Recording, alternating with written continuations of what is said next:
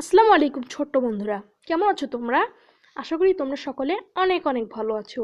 আজকে আমরা পড়ব আমার বাংলা বইয়ের একটি গল্প। গল্পটির নাম শীতের সকাল। গল্পটি কিন্তু খুব ইন্টারেস্টিং একটি গল্প। আর চলো তাহলে কথা না বাড়িয়ে আমরা মূল গল্পে চলে যাই।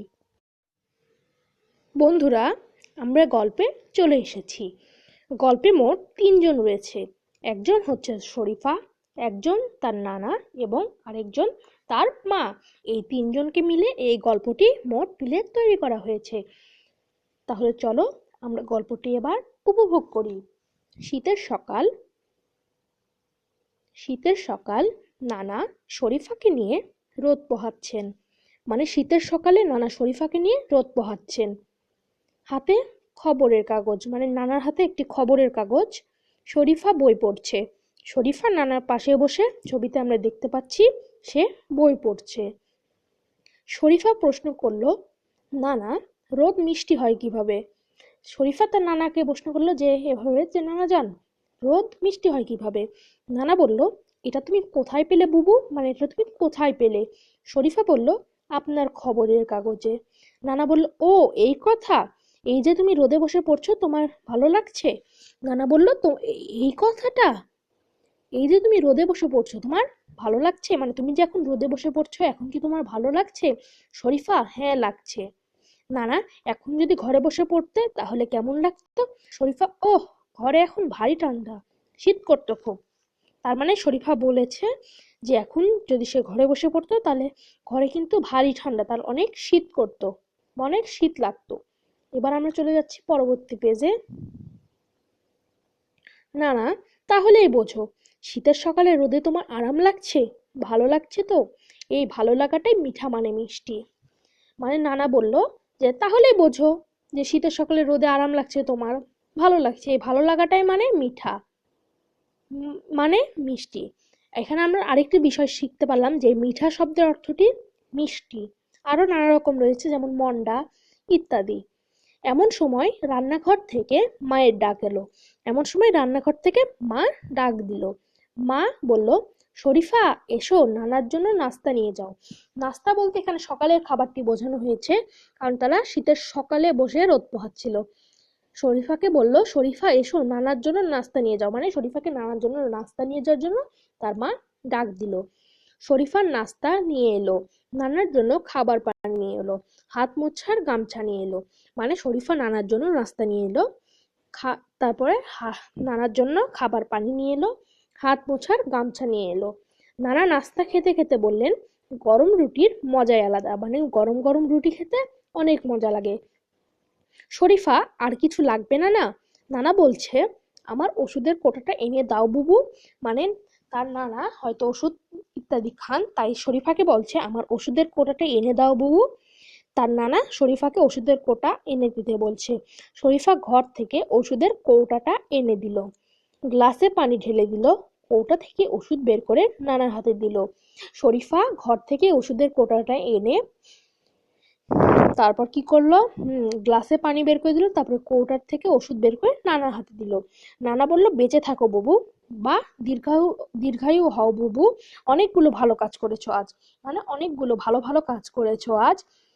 শরীফা খুশি হয়ে নানাকে জড়িয়ে ধরলো। মানে শরীফা খুশি হয়ে নানাকে জড়িয়ে ধরলো বা জোরে ধরলো। এবার আমরা দেখি পরবর্তীতে আমাদের জন্য কি অপেক্ষা করছে। পোহানো, মিষ্টি, নাস্তা, এগুলো এখানে বলেছে শব্দগুলো পাঠ থেকে খুঁজে বের করি এবং অর্থ বলি। এগুলোর অর্থ বলতে বলা হয়েছে। পোহানো অর্থ কি হতে পারে? হ্যাঁ, পোহানো অর্থ উপভোগ করা। মিষ্টি অর্থ মিঠা বা মন্ডা। নাস্তা, নাস্তা অর্থ কি? হ্যাঁ, নাস্তা অর্থ সকালের খাবার। 2, ঘরের ভিতরে শব্দগুলো খালি জায়গায় বসিয়ে বাক্য তৈরি করি।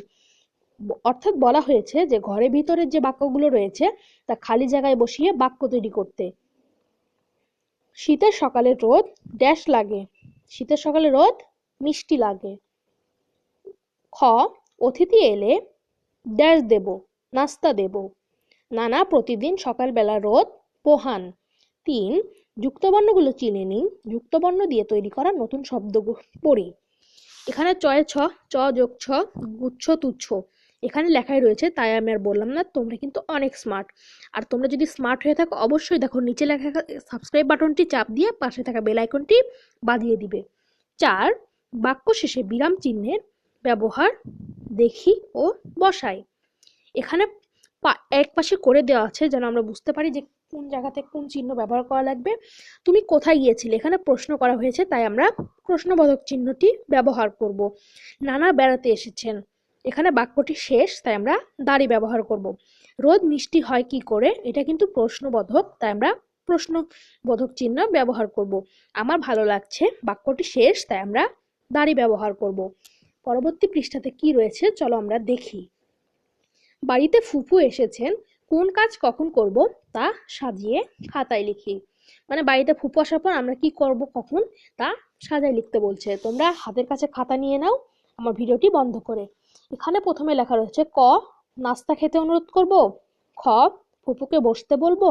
গ, সালাম জানাবো, তার সামনে নাস্তা সাজিয়ে দেব।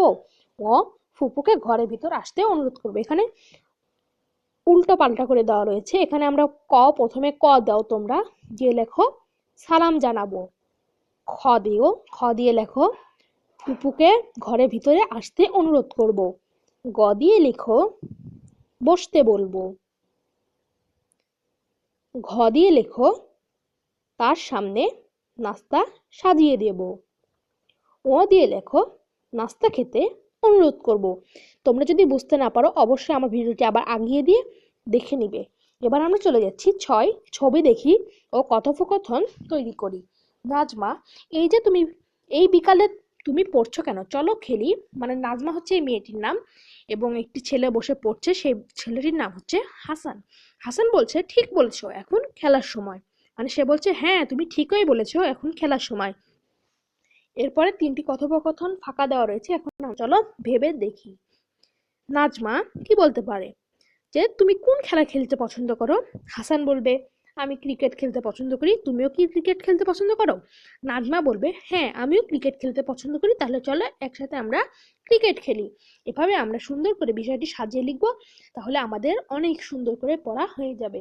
আর নেক্সট ভিডিও পর্যন্ত সকলে সুস্বাস্থ্য কামনা করে বিদায় নিচ্ছি। খোদা হাফেজ।